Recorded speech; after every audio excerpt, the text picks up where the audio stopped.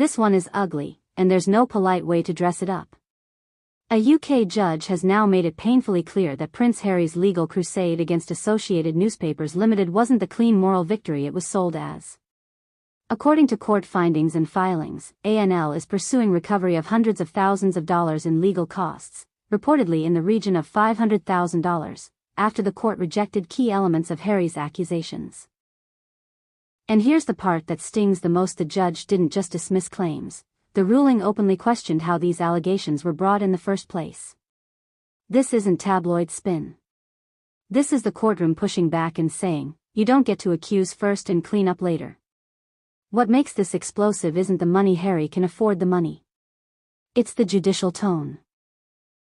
Courts don't like being used as stages for reputation wars, and in this case, the judge made it clear that some accusations did not meet the evidentiary threshold required to proceed.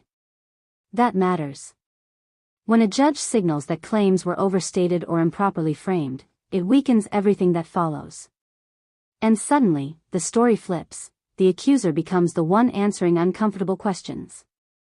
That's how you end up with cost demands this severe. Now let's talk about the elephant everyone pretends not to see: Meghan Markle's influence over this entire strategy. Legally, Meghan isn't the claimant, but narratively, she's everywhere. From the language used in public statements to the moral framing of the case, this lawsuit followed the same pattern we've seen repeatedly: sweeping accusations, emotional storytelling, and an assumption that public sympathy would carry the day. Courts don't run on vibes. They run on proof. And when proof doesn't land, the backlash is brutal. This case wasn't just about phone hacking or privacy, it was about credibility. And credibility is where things started to fracture. ANL's lawyers systematically challenged timelines, sources, and assumptions baked into the claims. The judge allowed parts of that challenge to stand, which is legal shorthand for, this didn't add up the way it was presented.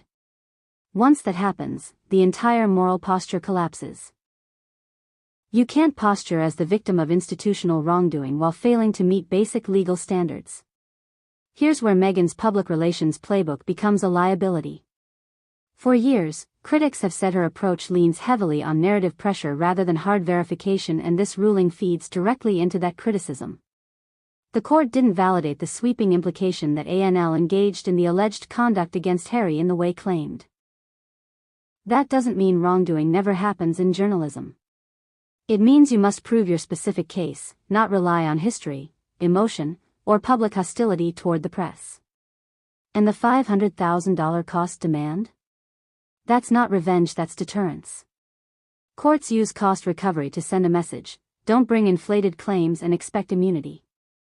When a powerful figure files a case that forces years of legal work and then fails to clear key legal hurdles, the bill comes due. That's the system protecting itself.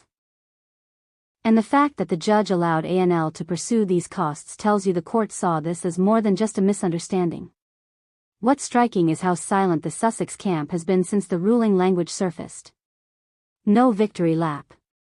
No righteous press tour. Because this isn't a win that can be spun. Paying legal costs after losing ground in court doesn't scream truth exposed. It screams miscalculation. And it reinforces the growing perception that these lawsuits are less about justice and more about control of narrative, control of criticism, control of public memory. Meghan's role here isn't about signing documents, it's about direction. Harry has repeatedly positioned himself as acting to protect his family, but this strategy keeps producing the same outcome: heightened scrutiny, judicial skepticism, and reputational erosion. Judges don't care who you married or how unfair your life feels. They care whether your claim survives cross-examination. This one struggled.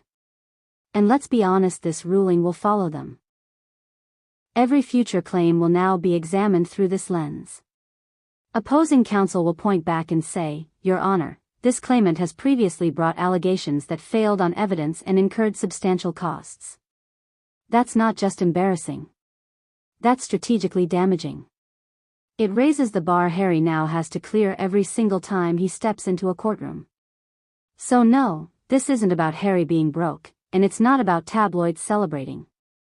It's about the legal system drawing a boundary. Accusations carry weight.